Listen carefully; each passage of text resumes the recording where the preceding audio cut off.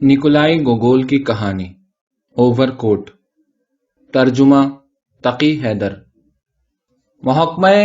लेकिन मेरे ख्याल में बेहतर ये होगा कि हम ये ना कहें कि ठीक ठीक किस महकमे में, इसलिए कि ये सारे महकमे, रेजिमेंटें, चांसलरियां, मुख्तसर ये कि सरकारी मुलाजमत की सारी इमारतें बहुत ही बददिमाग हैं। आजकल आम शहरियों की अगर जाती तौर पर कोई तौहीन की जाती है तो वो उसे पूरे समाज की तौहीन समझ लेते हैं। कहते हैं कि अभी हाल ही में किसी शहर के पुलिस सुपरिटेंडेंट की जानिब से एक शिकायत मौसूल हुई है, जिसमें उसने बिल्कुल साफ साफ कहा है कि सारे रियासती इदारे बर्बाद हो रहे हैं और उसका अपना मुकद्दस नाम भी यकीनन बेजा तौर पर लिया जा रहा है। सबूत के तौर पर उसने अपनी अर्जी के साथ एक जखीम जिल्द नत्थी कर दी है जो बाज रोमानवी तहरीरों पर मुश्तमिल है। उसमें हर 10वें सफ़े पर एक पुलिस सुपरिटेंडेंट का जिक्र है, कभी कभी मुकम्मल मदहोशी की हालत में। चुनांचे इस तरह की किसी नाखुशगवार सूरत से बचने के लिए अच्छा यही है कि हम इस महकमे को जिसका हम जिक्र कर रहे हैं एक कोई महकमा कहें। चुनांचे एक किसी महकमे में एक कोई ओहदेदार काम करते थे। उस ओहदेदार को कोई बहुत काबिल जिक्र शख्सियत नहीं कहा जा सकता।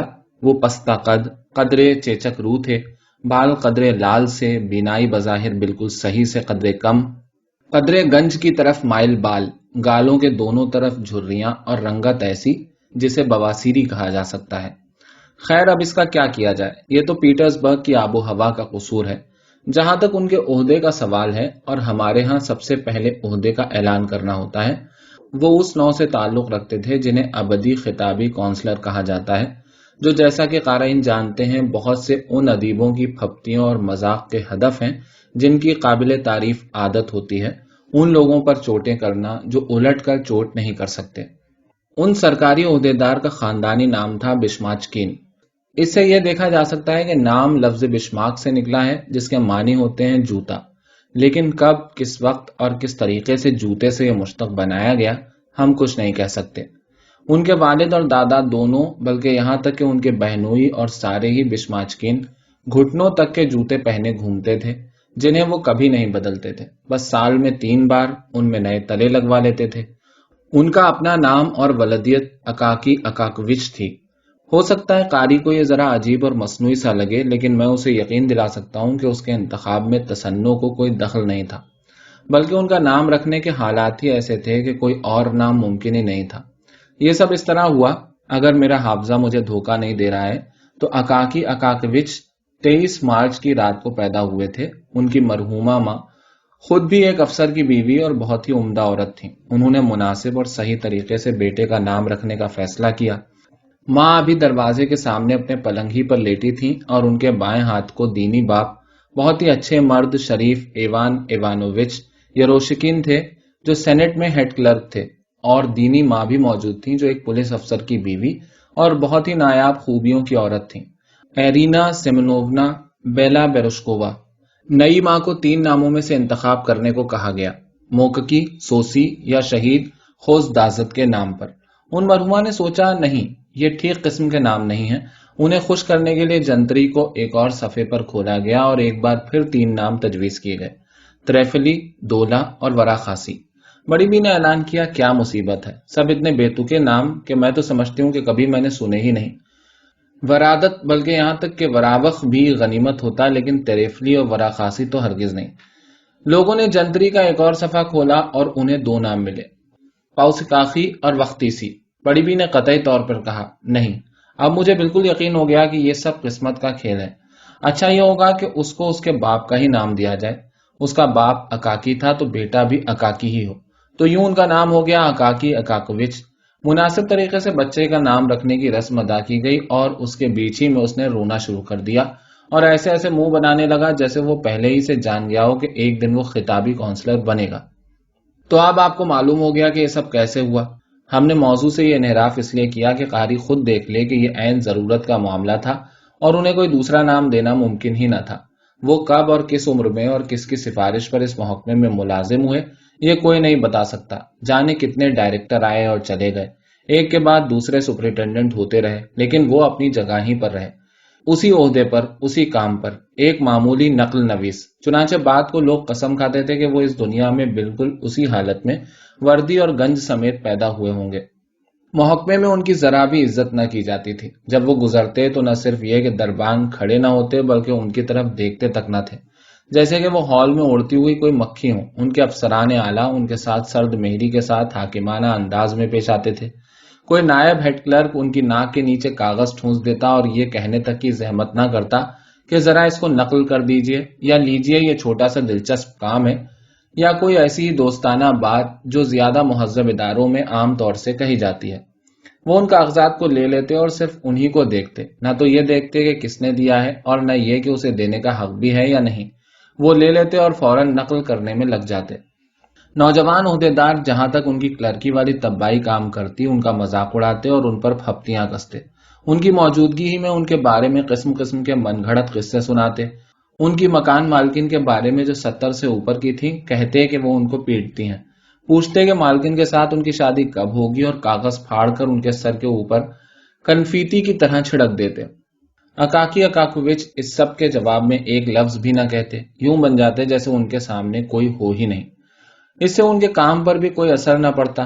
ان سب چہلوں کے درمیان بھی ان سے اپنی نقل نویسی میں ایک بھی غلطی نہ ہوتی۔ بس جب مذاق حد سے بڑھ جاتا اور ان کے بازو پر ٹہوکے لگائے جاتے اور انہیں کام نہ کرنے دیا جاتا تب وہ احتجاج کرتے، مجھے تم لوگ میرے حال پر کیوں نہیں رہنے دیتے؟ آخر کیوں مجھے ستاتے ہو؟ اور ان لفظوں میں کوئی عجیب بات ہوتی اور اس لہجے میں بھی جس میں یہ کہے جاتے ان میں کوئی چیز دردناک سی ہوتی، جس کی وجہ سے ایک نوجوان جس کا ابھی ابھی تقرر ہوا تھا اور جو ان کا مذاق اڑانے میں دوسروں کے نقش قدم پر چل رہا تھا، اچانک ٹھٹک کر رہ گیا اور اس کے بعد سے ہر چیز کو وہ بالکل ہی دوسری روشنی میں دیکھنے لگا۔ کسی غیر قدرتی قوت نے اسے اپنے نئے دوستوں سے الگ کر دیا جنہیں وہ شائستہ تمیزدار لوگ سمجھا تھا، اور اس کے بہت دنوں بعد تک بڑی ہنسی خوشی کے موقعوں پر اسے یہ بڑھتی ہوئی گنج والا جھکا ہوا کلرک اور اس کے چبھ جانے والے الفاظ یاد آتے رہے، مجھے تم لوگ میرے حال پر کیوں نہیں رہنے دیتے؟ آخر کیوں مجھے ستاتے ہو؟ اور ان لفظوں میں اسے اور ہی الفاظ کی گونج سنائی دیتی، میں تمہارا بھائی ہوں۔ ایسے لمحوں میں یہ بیچارہ نوجوان اپنا چہرہ اپنے ہاتھوں سے ڈھانپ لیتا۔ اپنی زندگی میں متعدد بار انسان کو انسان کے ساتھ بے رحمی سے پیش آتے دیکھ کر ایک مہذب، تعلیم یافتہ اور شائستہ پرت کے نیچے چھپے ہوئے کمینہ بھونڈے پن پر وہ کانپ کانپ اٹھا۔ یا خدا، ان لوگوں میں بھی جنہیں دنیا شریف اور دیانتدار تسلیم کرتی ہے، بمشکل ہی آپ کو کوئی دوسرا شخص ایسا ملتا جو اپنے فرائض اتنی پابندی اور تندہی سے ادا کرتا ہو۔ یہی بات نہ تھی کہ وہ محنت سے کام کرتے تھے بلکہ وہ محبت سے کام کرتے تھے۔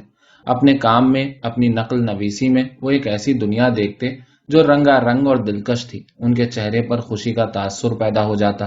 حروف تاجی کے بعض حرف انہیں خاص طور سے پسند تھے اور انہیں دیکھ کر وہ خوشی سے پھولے نہ سماتے۔ وہ مسکراتے، آنکھ مارتے اور منہ سے ایسی آوازیں نکالتے کہ ان کے قلم سے نکلے ہوئے حرف کو ان کے چہرے پر پڑھنا ممکن ہوتا۔ اگر ان کو اپنے جوش کا مناسب صلہ ملا ہوتا تو وہ اسٹیٹ کونسلر ہو گئے ہوتے، حالانکہ اس پر وہ خود بھی حیران رہ جاتے۔ لیکن جیسا کہ ان کے طباع ساتھی کہا کرتے تھے، ان کا سارا انعام تھا سامنے ایک بلہ اور پیچھے بواسیر۔ لیکن یہ ہرگز نہیں کہا جا سکتا کہ ان کی طرف کوئی توجہ نہیں کی گئی۔ ایک ڈائریکٹر طبیعتاً نیک آدمی تھے، وہ انہیں ملازمت کی طویل مدت کے صلے میں انعام دینا چاہتے تھے۔ انہوں نے حکم دیا کہ انہیں نقل نویسی سے زیادہ اہم کام دیا جائے، جو یہ تھا کہ انہیں دوسرے دفتر کے ایک مکمل شدہ کیس کی رپورٹ لکھنے کا حکم دیا گیا۔ اس میں کرنا صرف یہ تھا کہ سرخی بدل دی جائے اور یہاں وہاں افعال کو صیغہ متکلم سے بدل کر صیغہ غائب میں کر دیا جائے۔ ان کے لیے یہ اتنا مشکل کام تھا کہ انہیں پسینے آ گئے۔ انہوں نے اپنی پیشانی پونچھی اور بالآخر کہا، نہیں، مجھے تو کچھ نقل ہی کرنے کو دیجیے۔ اس کے بعد سے وہ ہمیشہ نقل نویسی رہے۔ اس نقل نویسی کے علاوہ ان کے لیے بظاہر اور کوئی دنیا وجود نہ رکھتی تھی۔ وہ اپنے لباس کی طرف کبھی دھیان ہی نہ دیتے تھے۔ ان کی وردی اب سبز نہیں رہ گئی تھی بلکہ دھبے دار کھیری ہو گئی تھی۔ اس کا کالر نیچا اور تنگ تھا جس کی وجہ سے ان کی گردن جو اوسط لمبائی کی تھی باہر نکلی رہتی اور بہت ہی لمبی لگتی، ان پلاسٹر آف پیرس کے بنے ہوئے بلوں کی طرح جن کی گردنیں ہلتی رہتی ہیں اور جنہیں بیرونی خانچہ والے سروں پر ٹوکریوں میں لیے پھرتے ہیں، اور ان کی وردی پر ہمیشہ کچھ نہ کچھ چپکا رہتا، کوئی تنکا یا کوئی دھاگا۔ پھر انہیں اس بات میں خاص مہارت حاصل تھی کہ سڑک پر چلتے چلتے ایسے وقت ضرور کسی کھڑکی کے نیچے پہنچ جائیں جب اس میں سے گندا پانی یا کوڑا پھینکا جا رہا ہو۔ چنانچہ ان کی ہیڈ پر تربوز کے چھلکے یا کچھ اور کوڑا ضرور ہوتا۔ زندگی میں کبھی ایک بار بھی انہوں نے روز مرہ کے واقعات اور سڑک پر کے حال چال کی طرف کوئی توجہ نہ کی تھی۔ جسے ان کے نوجوان ہمکار اتنے غرور سے دیکھتے تھے اور جنہوں نے چوکنی نظر کی تیزی کو اس قدر بڑھا لیا ہے کہ وہ سڑک کی دوسری طرف بھی دیکھ لیتے ہیں کہ کس رکاب کا تسمہ ڈھیلا رہ گیا۔ اس فروغ گزاشت پر ان کے چہروں پر ضرور حقارت آمیز مسکراہٹ پیدا ہو جاتی، لیکن اکاکی اکاکووچ اپنے ارد گرد کی چیزوں میں سے اگر کسی چیز کو دیکھتے بھی تو وہ تھی ان کے ستھرے ہاتھوں پر بنی ہوئی ہموار لکیریں، اور جب کوئی گزرتا ہوا گھوڑا ان کے کندھے کے اوپر اپنے نتنے نکال کر زور سے گھوڑوں کی سانس میں پھپکارتا، تبھی انہیں خیال آتا کہ اس وقت وہ نقل نویسی نہیں کر رہے ہیں بلکہ سڑک پر چل رہے ہیں۔ گھر پہنچ کر وہ سیدھے کھانے کی میز کے پاس بیٹھ جاتے، شوربہ پیتے، گوشت کا ایک ٹکڑا اور پیاز کھاتے، اس کی پرواہ کیے بغیر کہ اس کا مزہ کیسا ہے اور اس پر مکھیاں یا خدا کا دیا ہوا اور بھی کچھ ہے۔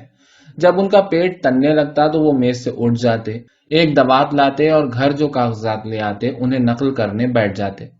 اگر ایسے کاغذات نہ ہوتے تو وہ محض اپنی خوشی کے لیے ایک نقل تیار کرتے، اور خاص طور سے اگر دستاویز قابل ذکر ہوتی تو ضرور، اپنے اسلوب کی بلاغت کے لحاظ سے نہیں بلکہ اس کے مخاطب علیہ کی اہمیت یا نئے پن کے اعتبار سے۔ اس وقت بھی جب پیٹرز برگ کے سرمئی آسمان پر مکمل اندھیرا چھا جاتا ہے اور اس کے عہدیداروں کی پوری نسل کھا پی کر اپنے اپنے طریقے، اپنی حیثیت اور مطبخی ترجیحات کے مطابق سیر ہو چکی ہوتی ہے، اور اس کے سارے کلرک دن بھر کی قلم کی گھس گھس کے بعد اپنے اور دوسرے محکموں کے ہنگاموں اور سارے فاضل اور غیر ضروری کام کے بعد جو بے چین طبیعتوں والے لوگ رضاکارانہ طور پر اپنے ذمے لے لیتے ہیں، آرام کر رہے ہوتے ہیں، جب عہدیداران فرصت کا باقی حصہ عیش و نشاط میں صرف کرنے کی جلدی میں ہوتے ہیں، زیادہ ہمت والے لوگ تھیٹر جاتے ہیں، کچھ لوگ سڑکوں پر گھومتے اور عورتوں کی طرح دار ٹوپیوں کے نیچے تاکتے ہیں، کچھ لوگ کسی خوبصورت خاتون سے تعریفی کلمات کہنے میں شام گزارتے ہیں جو افسروں کے چھوٹے سے جھرمٹ میں ستارہ بنی ہوتی ہے، اور کچھ لوگ جن کا یہ عام معمول ہوتا ہے کسی ہمکار کے تیسری یا چوتھی منزل والے فلیٹ کی طرف چل پڑتے ہیں جو 2 چھوٹے کمروں اور پیش دالان اور باورچی خانے پر مشتمل ہوتا ہے، اور کچھ فیشنیبل چیزوں مثلاً کسی لیمپ یا ایسی ہی کسی اور چیز پر ناز کرتا ہے جو کئی وقت کا کھانا اور سیر قربان کر کے خریدی گئی ہوں گی۔ مختصر یہ ہے کہ اس وقت بھی جب سارے عہدیدار اپنے دوستوں کے چھوٹے چھوٹے فلیٹوں میں بٹ جاتے ہیں، تاش کھیلتے ہیں، گلاسوں میں چائے پیتے ہیں اور سستے رسک کھاتے ہیں، لمبے لمبے پائپ پیتے ہیں اور تاشوں کے بٹنے کے دوران میں اعلیٰ طبقے کی معاشرت کے بارے میں کوئی شرمناک قصہ سناتے ہیں جو عام روسی کے لیے ہمیشہ اور ہر حال میں بہت ہی پرکشش ہوتا ہے، یا جب کچھ اور بات کرنے کو نہیں ہوتی تو اس کمانڈنٹ کے بارے میں صدیوں پرانا لطیفہ سناتے ہیں جسے یہ رپورٹ دی گئی تھی کہ فالکونے کے بنائے ہوئے پیٹراول کے یادگاری مجسمے کے گھوڑے کی دم سنوار دی گئی ہے۔ یعنی یہ کہ اس وقت بھی جب باقی دنیا تفریح کی فکر میں ہوتی ہے، اکاکی اکاکووچ کسی قسم کا اسراف نہیں کرتے تھے۔ کوئی بھی یہ نہیں کہہ سکتا کہ اس نے انہیں کسی پارٹی میں دیکھا تھا۔ جب نقل کرنے کی خوشی سے سیر ہو جاتے تو کل کے بارے میں سوچتے ہوئے کہ خدا نقل کرنے کے لیے کیا بھیجے گا وہ سو جاتے۔ یہ تھی اس آدمی کی پرامن و پرسکون زندگی جو 400 روبل کی تنخواہ پر صابر و شاکر تھا۔ ایسی ہی شاید بڑھاپے تک جاری رہتی اگر کچھ ایسی بلائیں نہ آ جاتی جو صرف خطابی ہی نہیں بلکہ خاص شاہی اسٹیٹ اور دوسرے سارے کونسلروں اور کونسلوں کی بلکہ ان لوگوں کی قسمت میں بھی لکھی ہوتی ہیں جو مشورے دیتے ہیں نہ قبول کرتے ہیں۔ جن لوگوں کو 400 روبل یا اس کے آس پاس تنخواہ ملتی ہے ان کا پیٹرز برگ میں ایک بھیانک دشمن رہتا ہے۔ یہ دشمن ہے ہمارا شمالی پالا۔ حالانکہ یہ بھی سنا جاتا ہے کہ یہ صحت کے لیے اچھا ہوتا ہے۔ 8 بجے صبح کو، یعنی جب سڑکیں اپنے اپنے محکموں کو جانے والے کلرکوں سے بھر جاتی ہیں، تبھی یہ پالا بھی اپنا کام شروع کرتا ہے اور ساری ناکوں پر ایسے وار کرتا ہے کہ بیچارے کلرک انہیں چھپانے کی بڑی کوشش کرتے ہیں۔ ایسے وقت میں جبکہ اعلیٰ عہدوں پر کام کرنے والے بھی محسوس کرتے ہیں کہ ان کے چہرے کی جلد تن گئی ہے اور ان کی آنکھوں میں آنسو بھر آئے ہیں، بیچارے خطابی کونسلر تو بالکل ہی بے بس ہوتے ہیں۔ بچنے کی واحد صورت یہ ہوتی ہے کہ وہ اپنے پتلے بوسیدہ اوور کوٹوں میں پورے زور سے 4-5 بلاک تک دوڑیں، اور جب کسی دربان کی کوٹری کی جائے پناہ تک پہنچ جائیں تو وہاں پاؤں پٹک پٹک کر اپنے منجمد ہنروں اور کلرکی قابلیتوں کو گرم کریں۔ ایک وقت ایسا آیا جب اکاکی اکاکووچ کو پیٹھ اور کندھوں پر سردی کی خاص طور سے تیز چبھن محسوس ہونے لگی۔ باوجود اس تیز رفتاری کے جس سے وہ ضروری فاصلے کو طے کرنے کی کوشش کرتے تھے، آخر میں وہ سوچنے لگے کہ کہیں ان کے اوور کوٹ میں تو کچھ گڑبڑ نہیں۔ گھر پر اس کا اچھی طرح جائزہ لینے کے بعد انہوں نے دریافت کیا کہ 2 یا 3 جگہوں پر یعنی پیٹھ اور کندھوں پر وہ گھس کر بالکل بوری کے کپڑے جیسے اور بالکل جھنا ہو گیا تھا اور اس کے نیچے کا استر تار تار ہو گیا تھا۔ یہاں ہمیں یہ بھی بتا دینا چاہیے کہ اکاکی اکاکووچ کا اوور کوٹ بھی ان ساتھی کلرکوں کے مذاق کا تختہ مشق رہتا تھا۔ انہوں نے اس کو اوور کوٹ کہنا بھی بند کر دیا تھا اور اسے اوور آل کہنا شروع کر دیا تھا۔ سچ یہ ہے کہ دیکھنے میں وہ بڑا عجیب سا لگتا تھا۔ اس کا کالر برابر چھوٹا ہوتا گیا، اس لیے کہ اسے کاٹ کر دامن میں پیوند لگتے رہے تھے۔ یہ مرمت کا کام درزی کے فن کی کوئی بہت اچھی مثال نہ تھا اور جھولدار تھا اور بڑے خراب طریقے سے کیا گیا تھا۔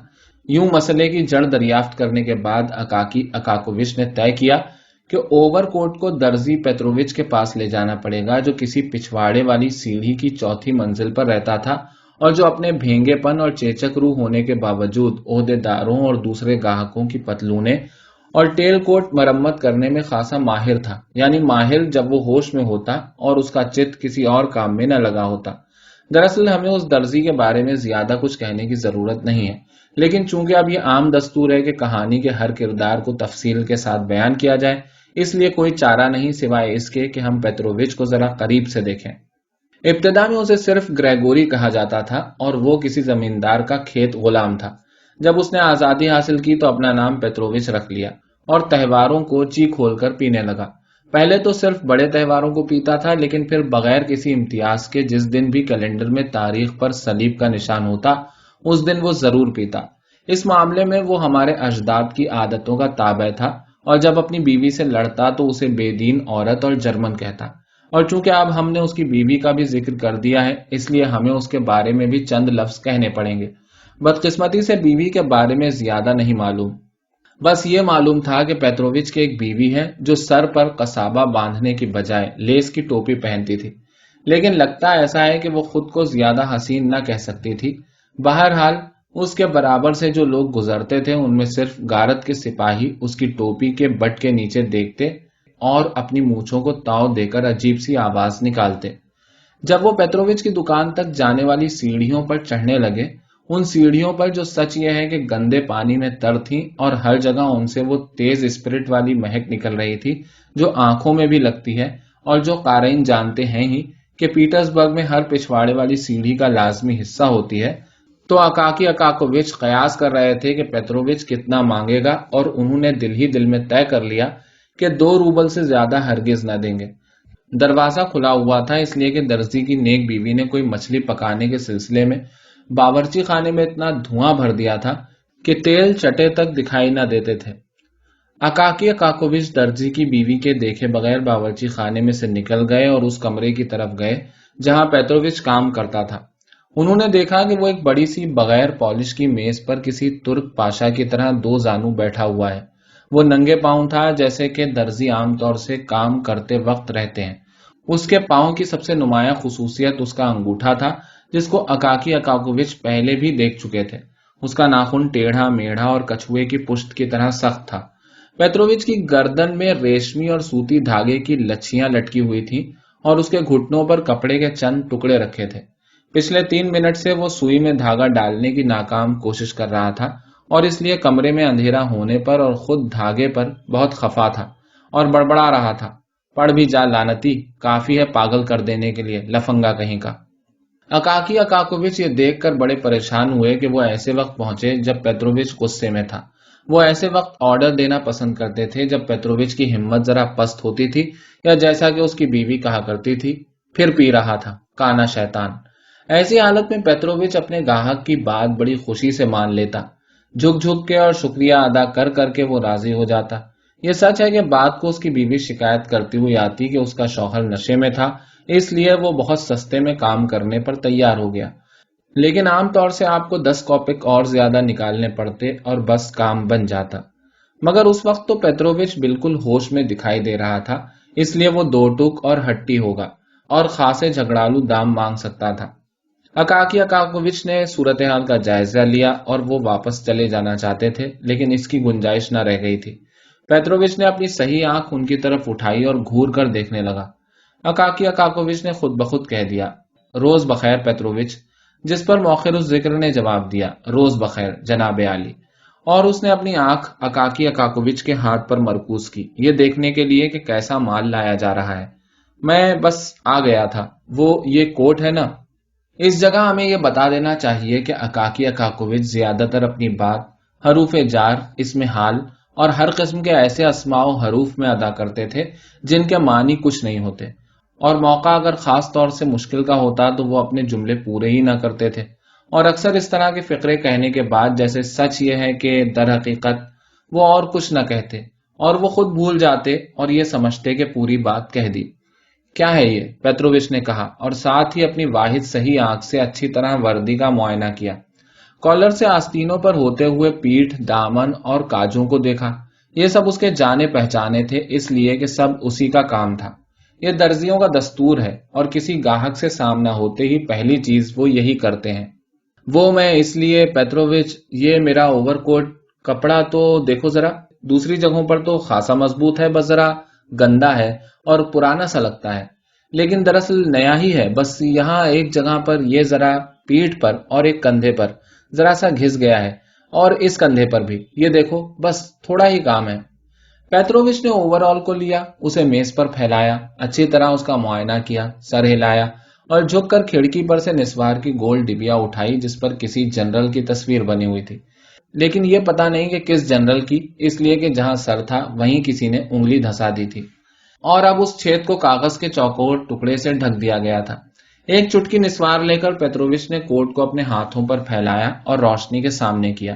ایک بار پھر اس نے اپنا سر ہلایا، پھر الٹ کر استر دیکھا اور ایک بار اور سر ہلایا، ایک بار پھر نسوار کی ڈبیا اٹھائی اور اس کا ڈھکنا کھولا جس پر کاغذ کے ٹکڑے سے ڈھکی ہوئی جنرل کی تصویر تھی، اور نتھنے میں ایک چٹکی نسوار لے کر ڈھکنا بند کیا، ڈبیا اس کی جگہ پر رکھی اور بالآخر اعلان کیا، نہیں، اسے ٹھیک نہیں کیا جا سکتا، کپڑا بالکل بیکار ہو گیا۔ یہ سن کر اکاکی اکاکووچ کا دل تو بیٹھ گیا، انہوں نے بالکل بچے کی طرح منت کرتے ہوئے کہا، کیسے نہیں کیا جا سکتا پیٹرووچ؟ میرا مطلب ہے بس کندھوں ہی پر تو ہے، تمہارے پاس کوئی نہ کوئی ٹکڑا تو ہوگا ہی۔ پیٹرووچ نے کہا، ہاں ٹکڑے تو مل جائیں گے، ٹکڑوں کی کوئی بات نہیں، لیکن انہیں سینا تو ناممکن ہے، کپڑا بالکل گل گیا ہے، اس میں سوئی دھساؤ اور وہ نکل پڑے گا، تو نکل آنے دو، تب تم اس پر سیدھے سیدھے پیون لگا سکتے ہو۔ ہاں مگر کچھ ہے ہی نہیں جس پر پیون لگایا جائے، پیون کو پکڑنے کے لیے کچھ نہیں ہے، بہت گھسا ہوا ہے، کہنے کو تو یہ کپڑا ہے لیکن تیز ہوا کے سامنے کر دیجئے اور تار تار ہو کر اڑ جائے گا، لیکن کسی طرح اس کی مضبوطی کرو، ایسا کیسے ہے کہ در حقیقت نہیں۔ پیٹرووچ نے فیصلہ کن انداز میں کہا، کچھ بھی کرنا ناممکن ہے، کام بالکل بگڑ چکا ہے۔ اچھا تو یہ ہوگا کہ جاڑے آئیں تو اسے کاٹ کے پاؤں میں لپیٹنے کے لیے پٹیاں بنا لیجئے، اس لیے کہ موزوں سے تو پاؤں گرم ہوتے نہیں، وہ تو جرمنوں نے ایجاد کر دیے لوگوں سے زیادہ روپیہ ایٹنے کے لیے۔ جرمنوں پر چوٹ کرنے کا کوئی موقع پیٹرووچ ہاتھ سے نہیں جانے دیتا تھا، اور یہ تو صاف ہے کہ اوور کوٹ آپ کو نیا بنوانا پڑے گا۔ نیا؟ نیا لفظ سنتے ہی اکاکی اکاکووچ کی آنکھوں کے آگے اندھیرا چھا گیا اور کمرے کی ہر چیز تیرنے سی لگی، بس واحد چیز جسے وہ صاف دیکھ سکتے تھے وہ تھی پیٹرووچ کی نسوار کی ڈبیا پر جنرل کی تصویر جس کے چہرے پر کاغذ چپکا ہوا تھا۔ انہوں نے جیسے نیند سے چونکتے ہوئے پوچھا، نیا کیسے؟ میرے پاس تو اس کے لیے پیسے بھی نہیں ہیں۔ ہاں نیا، پیٹرووچ نے بڑے تکلیف دہ سکون کے ساتھ کہا، اور اگر نیا ہی بنوانا پڑا تو وہ میرا مطلب ہے کہ دراصل یعنی کتنے کا ہوگا؟ ہاں یہی 150 تو کم سے کم لگانے ہی پڑیں گے، پیٹرووچ نے معنی خیز انداز میں ہونٹ بھینچ کر کہا۔ اسے پرزور اثر ڈالنا بہت پسند تھا، ایسی باتیں کہنے کا شوق تھا کہ سننے والا سکتے میں آ جائے، اور پھر وہ اپنے حیران سامع کے چہرے پر ان لفظوں کا اثر کنکھیوں سے دیکھتا تھا۔ اوور کوٹ کے لیے 150 روبل؟ اکاکی اکاکووچ چلا پڑے، شاید زندگی میں پہلی بار انہوں نے اپنی آواز اونچی کی تھی، ویسے وہ بہت ہی نرم اور مدھم آواز میں بولتے تھے۔ جی ہاں، پیٹرووچ نے کہا، اور اوور کوٹ تو اس سے بھی زیادہ کا ہو سکتا ہے، اگر مارٹین کے فر کا کالر لگا دیجئے اور ریشمی استر والا سرپوش اس کے ساتھ بھی سلوا دیجئے تو وہ 200 کا ہو سکتا ہے۔ پیٹرووچ ذرا مہربانی، اکاکی اکاکووچ نے منت کرنے کے لہجے میں کہا۔ انہوں نے پیٹرووچ کی باتیں اور اس کے سب مؤثر الفاظ نہیں سنے اور سننا بھی نہیں چاہتے تھے۔ کسی طرح ٹھیک کر دو تاکہ تھوڑا بہت اور کام دے جائے۔ نہیں، میری محنت بھی برباد ہوگی اور آپ کا پیسہ بھی، پیٹرووچ نے کہا، اور یہ آخری فیصلہ سن کر اکاکی اکاکووچ دل شکستہ ہو کر وہاں سے رخصت ہوئے۔ اپنے گاہک کے جانے کے بعد پیترووچ کافی دیر تک بے حس و حرکت کھڑا رہا، اپنے ہونٹ معنی خیز انداز میں بھینچے رہا، اور اس نے کام نہیں شروع کیا، اس لیے کہ وہ اپنے آپ سے بہت خوش تھا کہ اس نے اپنا نقصان بھی نہیں کیا اور درزی کے فن کو بھی نہیں گرایا۔ سڑک پر نکل کر اکاکی اکاکووچ کو لگا کہ جیسے وہ خواب دیکھ رہے ہیں۔ انہوں نے اپنے آپ سے کہا، تو یوں ہے معاملہ، اور میں نے سوچا بھی نہ تھا کہ یہ نوبت آ چکی ہے۔ پھر کچھ دیر چپ رہنے کے بعد بولے، تو یہ ہے صورت، یہ ہوا آخرکار، اور سچ مچ میں تو تصور بھی نہ کر سکتا تھا کہ یہ صورت ہے۔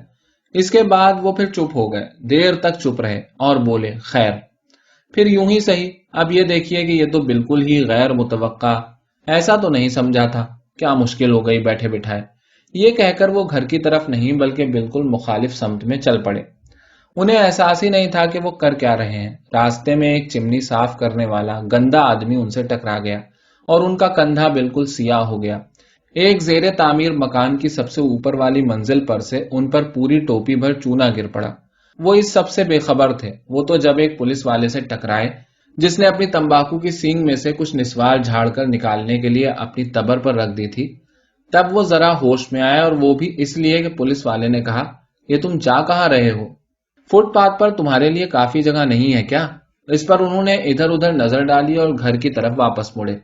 اب انہوں نے اپنے خیالات کو یکجا کرنا شروع کیا اور اپنی حالت کو مناسب روشنی میں دیکھا۔ انہوں نے اپنے آپ سے اپنے اکھڑے اکھڑے لہجے میں نہیں بلکہ صاف صاف اور سمجھ میں آنے والے انداز میں بات کی، جیسے آدمی اپنے کسی معقول دوست سے بات کرتا ہے جس کے ساتھ انتہائی ذاتی اور نازک معاملوں پر بھی باتیں کی جا سکتی ہیں۔ اکاکی اکاکووچ نے کہا، اب پیترووچ سے بحث کرنے سے تو کوئی فائدہ نہیں، وہ آج ذرا لگتا ہے بیوی نے اس کی کچھ مرمت کر دی ہے۔ اچھا یہ ہوگا کہ میں اس کے پاس اتوار کی صبح کو جاؤں، سنیچر کی شام کے بعد اس کی آنکھیں چڑھی ہوئی ہوں گی اور وہ آدھا سو رہا ہوگا، اور سر کے لیے شراب کی ضرورت ہوگی اور بیوی اسے پیسے دے نہیں رہی ہوگی، اور تب میں اسے 10 کوپک ٹکاؤں گا، تب وہ عقل کی بات سنے گا۔ اور یہ اوور کوٹ سمجھیے کہ اس طرز استدلال سے اکاکی اکاکووچ نے خود کو پھسلا لیا، اور اگلے اتوار کو انہوں نے تب تک انتظار کیا جب تک پیترووچ کی بیوی کسی کام سے گھر سے نہیں چلی گئی۔ تب وہ سیدھے پیترووچ کے پاس پہنچ گئے۔ سچ مچ سنیچر کے بعد پیترووچ کی آنکھیں چڑھی ہوئی تھیں اور وہ فرش پر سر ٹکائے ہوئے بالکل نیند میں پڑا تھا، لیکن اس کے باوجود جیسے ہی اسے اکاکی اکاکووچ کے آنے کا مقصد معلوم ہوا، ویسے ہی جیسے شیطان نے اس کو ٹہوکا لگا دیا۔ کہنے لگا، ناممکن ہے، اب تو نئے کا آرڈر دیجیے۔ اس پر اکاکی اکاکووچ نے اس کو 10 کوپک کا ایک سکہ تھما دیا۔ پیترووچ نے کہا، جناب عالی، آپ کا بہت شکریہ، آپ کی صحت کے نام پر تھوڑا سا اپنے آپ کو مضبوط بنا لوں گا، لیکن اس اوور کوٹ کے بارے میں آپ پریشان نہ ہوں، اب اس سے آپ کو کوئی فائدہ نہیں پہنچ سکتا، میں آپ کو نیا اوور کوٹ بڑا شاندار بنا دوں گا، بس یہیں یہ بات ختم۔ اکاکی اکاکووچ ابھی مرمت کی بات ختم نہیں کرنا چاہتے تھے، لیکن پیترووچ نے ان کی پوری بات سنی بھی نہیں اور کہا، میں نے کہا نا کہ میں نیا آپ کے لیے ضرور سی دوں گا، یہ طے سمجھیے، بہترین سلائی کروں گا، اس کا یقین رکھیے۔ آپ چاہیں تو بالکل نئے فیشن کا بھی ہو سکتا ہے، کالر کو الگ سے اپلیکے لگا کر چاندی کے بکسوں سے ٹانک دوں گا۔ اب اکاکی اکاکووچ نے دیکھا کہ نئے اوور کوٹ کے بغیر کام نہیں چلے گا، اور وہ بالکل ہی دل شکستہ ہو گئے۔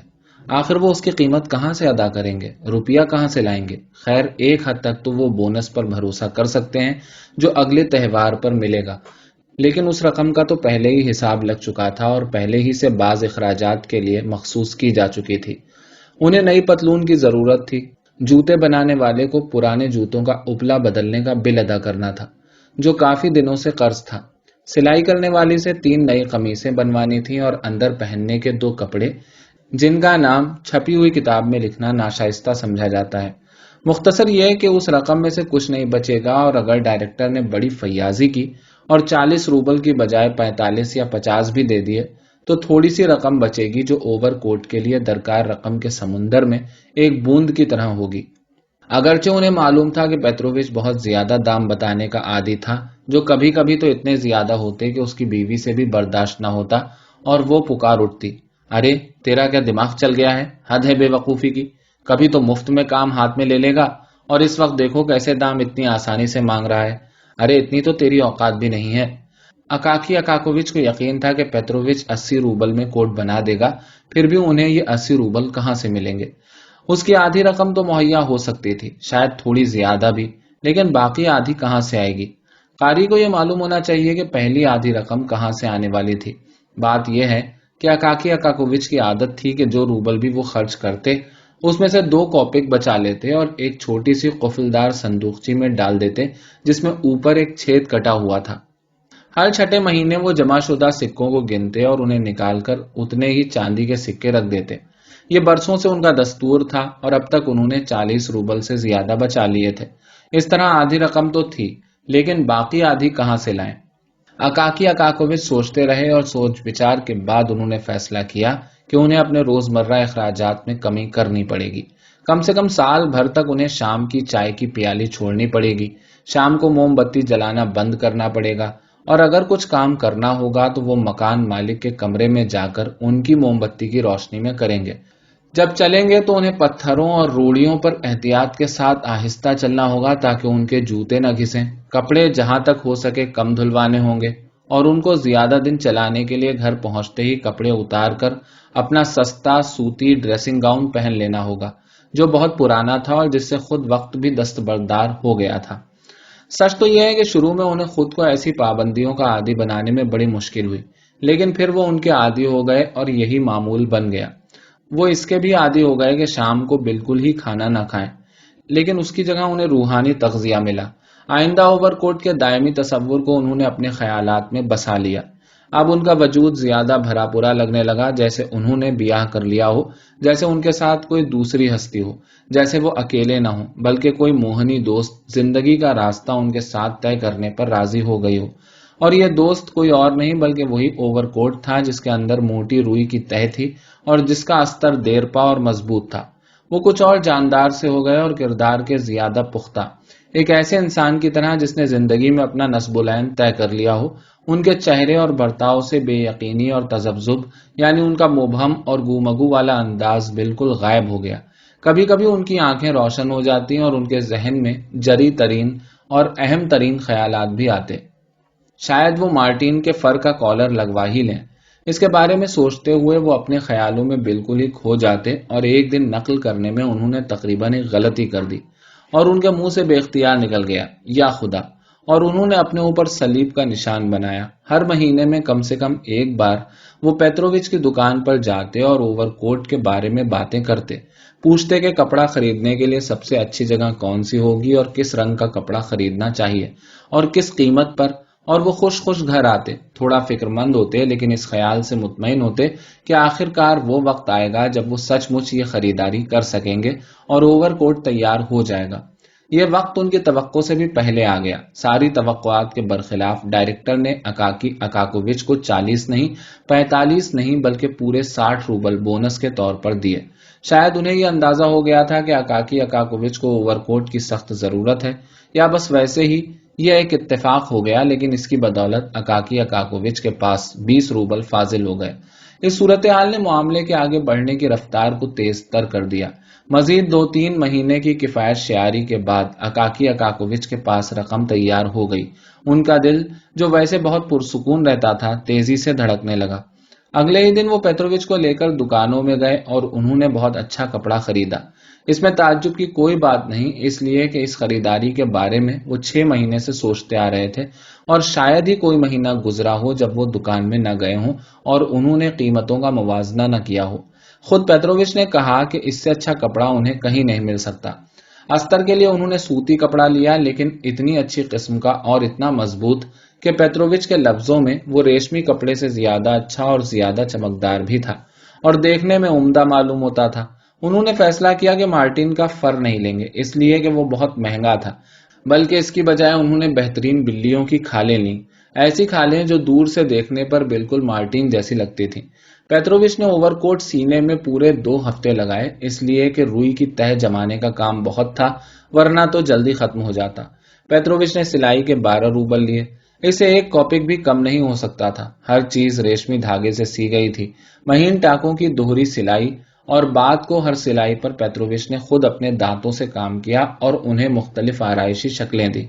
جس دن پیٹرووچ آخر کو وہ اوور کوٹ لایا، یہ کہنا مشکل ہے کہ ٹھیک ٹھیک وہ کون سا دن تھا، لیکن غالباً وہ اکاکی اکاکووچ کی زندگی کا سب سے یادگار دن تھا۔ पेत्रोविच ओवरकोट सुबह को लाया, ऐसे वक्त के अकाकी अकाकोविच उसे पहनकर काम पर जा सकें। ओवरकोट और किसी वक्त लाया जाता तो कभी इतना बरवक्त न होता, इसलिए कि सख्त पाले बस शुरू ही हुए थे और खतरा यह था कि सर्दी और बढ़ जाएगी। पेत्रोविच ओवरकोट लेकर खुद आया था, जैसा कि अच्छे दर्जी को जेब देता है। उसके चेहरे पर ऐसी संजीदगी थी जैसी अकाकी अकाकोविच ने पहले कभी न देखी थी।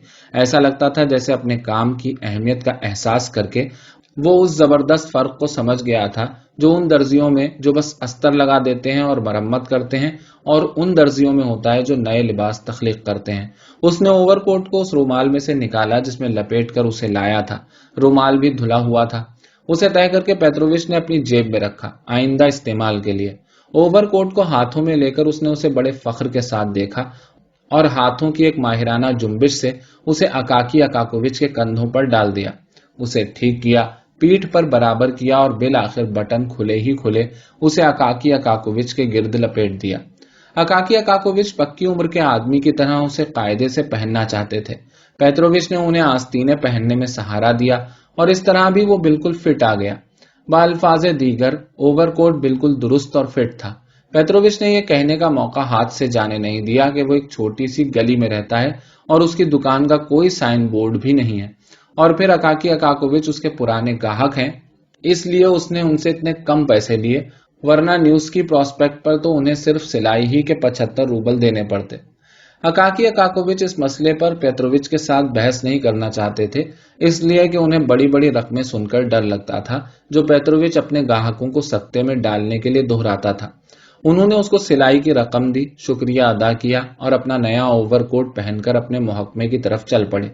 पेत्रोविच भी उनके साथ ही निकला और सड़क पर देर तक खड़ा और आगे जाते हुए ओवरकोट को देखता रहा, और फिर जानबूझकर एक टेढ़ी मेढ़ी गली में चक्कर काट कर वो उसी सड़क पर और आगे निकल आया जहां से उसे ओवरकोट को दोबारा देखने का मौका मिल गया, और इस बार एक और जाविये से, सामने से। अकाकी अकाकोविच इतने खुश चले जा रहे थे जैसे कोई त्योहार हो। हर मिनट और हर लम्हा उन्हें एहसास था कि वो नया ओवरकोट पहने हुए हैं, और दो एक बार तो वो मारे खुशी के खुद ब खुद मुस्कुरा भी पड़े। दरअसल ओवरकोट के दो फायदे थे, एक तो वो गर्म था और दूसरे देखने में अच्छा लगता था। उन्हें रास्ते का कोई एहसास ही नहीं हुआ और अचानक उन्होंने देखा कि वो अपने मुहक्मे में पहुंच गए हैं। गुलाम गर्दिश में उन्होंने ओवरकोट उतारा, उसे हर तरफ से देखा भाला और उसे खास तौर से खिदमतगार के हवाले किया। मालूम नहीं किस तरह से मुहक्मे में हर शख्स को पता चल गया कि अकाकी अकाकोविच नया ओवरकोट पहनकर आए हैं और अब ओवरऑल नहीं रहा।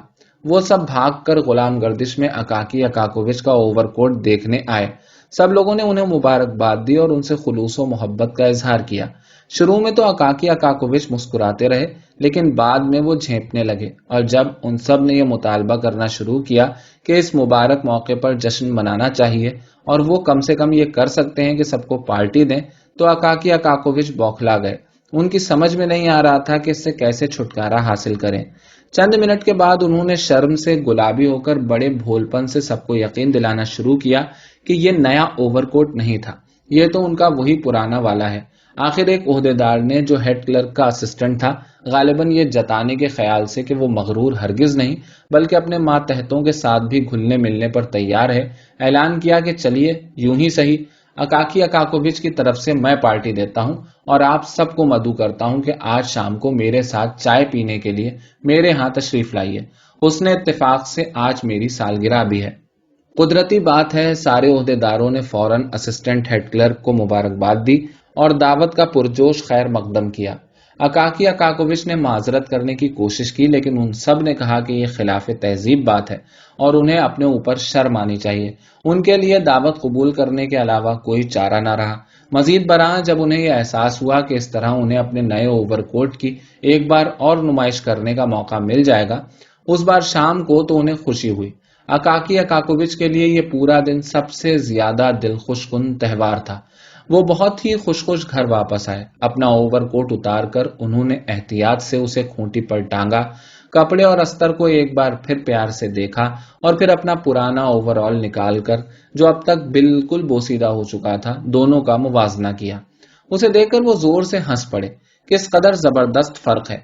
اور اس کے بعد کافی دیر تک کھانے کے دوران میں رہ رہ کر اپنے پرانے اوور آل کی خستہ حالت کو یاد کرتے اور مسکراتے رہے۔ انہوں نے خوب مزہ لے کر کھانا کھایا اور بات کو نقل نویسی کا کوئی کام نہیں کیا۔ اس کے بجائے سیبارس یعنی جنوبی اٹلی میں قدیم یونان کا مقبوضہ، جہاں کے مالدار لوگ آرام طلبی اور عیش پسندی کے لیے مشہور تھے، کہ لوگوں کی طرح اندھیرا ہونے تک اپنے بستر پر اینڈنے کو ترجیح دی۔ پھر مزید تاخیر کیے بغیر انہوں نے کپڑے پہنے، اپنا نیا اوور کوٹ کندھوں پر ڈالا اور سڑک پر نکل آئے۔ جس عہدیدار نے پارٹی دی تھی وہ صحیح کہاں رہتا تھا، یہ بدقسمتی سے میں نہیں بتا سکتا۔ میرا حافظہ مجھے بری طرح دھوکہ دے رہا ہے، اور پیٹرزبرگ کی ہر چیز، اس کی سڑکیں اور عمارتیں تک میرے ذہن میں ایسی گڑبڑ ہو گئی ہیں کہ وہاں سے کسی بھی چیز کو صحیح شکل میں نکالنا بہت ہی مشکل ہے۔ جو میں یقین کے ساتھ جانتا ہوں وہ یہ ہے کہ یہ عہدیدار شہر کے زیادہ اچھے حصے میں رہتا تھا، جو اکاکی اکاکووچ کے کہیں آس پاس بھی نہ تھا۔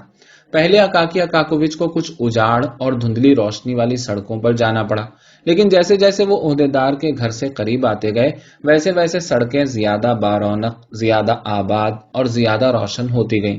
سڑکوں پر زیادہ راہگیر ملنے لگے، جن میں خوش پوش خواتین اور سمور کے کالر والے مرد بھی تھے، اور سستے گاڑی بان کم تھے، جن کی برف پر چلنے والی گاڑیوں پر لکڑی کے تختے ہوتے تھے اور جن کی سجاوٹ پیتل کی کیلوں سے کی ہوتی تھی۔ ان کی جگہ قرمزی مخملی ٹوپیوں والے بانکے گاڑی بان تھے، جن کی برف گاڑیاں وارنش کیے ہوئے پٹھوں سے پھسلتی چلی جاتی تھیں، اور گاڑیوں میں بھالو کی کھالیں بچھی ہوتی تھیں، یا پھر خوش رنگ بگیاں تھیں جن کے پہیے برف پر چلتے ہوئے چرمراتے تھے۔ اکاکی اکاکووچ ان سب چیزوں کو حیرت سے دیکھ رہے تھے۔ کئی برسوں سے وہ شام کو سڑک پر نکلے ہی نہ تھے۔ وہ ایک دکان کی روشن کھڑکی میں ایک تصویر کو دلچسپی کے ساتھ دیکھنے کے لیے رکے، جس میں ایک خوبصورت عورت جوتا اتارتے ہوئے دکھائی گئی تھی۔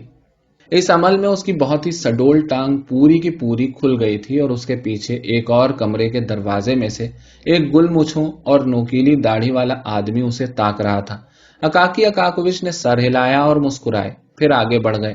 شاید وہ اس لیے مسکرائے تھے کہ انہوں نے کچھ بالکل ہی نامانوس چیز دیکھ لی تھی، لیکن ایسی جسے ہر شخص فطری طور پر محسوس کرتا ہے، یا شاید وہ سوچ رہے تھے جیسے کہ ان کی جگہ پر بہت سے عہدیدار سوچتے، یہ فرانسیسی بھی حد کرتے ہیں، بس کیا کہا جائے، اگر انہیں کوئی چیز چاہیے ہوتی ہے تو بس پھر وہی چیز۔ لیکن ہو سکتا ہے انہوں نے یہ بھی نہ سوچا ہو، آخر آپ کسی دوسرے آدمی کے دماغ کے اندر تو نہیں جھانک سکتے، اور نہ یہ معلوم کر سکتے ہیں کہ وہ کیا سوچ رہا ہے۔ آخرکار وہ اس عمارت تک پہنچ گئے جس میں اسسٹنٹ ہیڈ کلرک نے کرائے پر ایک فلیٹ لے رکھا تھا۔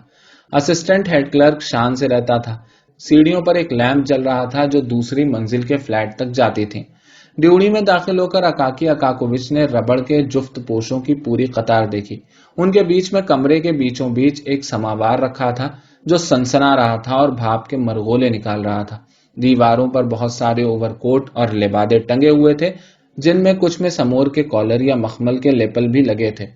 دیوار کے ادھر سے وہ آوازوں کا شور سن رہے تھے۔ جیسے ہی دروازہ کھلا اور ایک خدمتگار خالی پیالیوں، کریم کے جگ اور بسکٹوں کی ٹوکری سمیت ایک بڑی ٹرے لیے ہوئے داخل ہوا تو وہ آوازیں صاف اور زیادہ زوردار ہو گئیں۔